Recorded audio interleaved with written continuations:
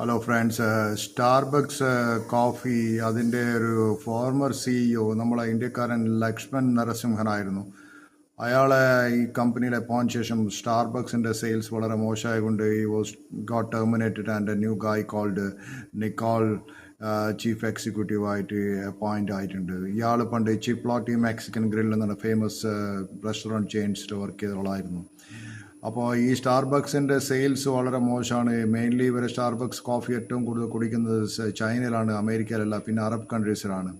അപ്പോൾ ഇയാൾ പറയുന്നത് ഞാൻ എങ്ങനെ ഈ സെയിൽസ് ഇമ്പ്രൂവ് ചെയ്യുമെന്ന് പറഞ്ഞത് വെച്ചാൽ ചൈനയും അറബ് കൺട്രീസും ഒക്കെ ലാർജസ്റ്റ് കോഫി കൺസപ്ഷനാണ്. അവരിനി മൊബൈൽ ആപ്പിലെ കൂട്ട കോഫി വിൽക്കാൻ പോകുക, ഒരു മൊബൈൽ ആപ്പ് ഉണ്ടാക്കിയിട്ട് കോഫി വിൽക്കേണ്ട പറയുന്നത്. And they want to drink more coffee, people കൂടുതൽ കോഫി കുടിക്കണം എന്നാണ് പറയുന്നത്.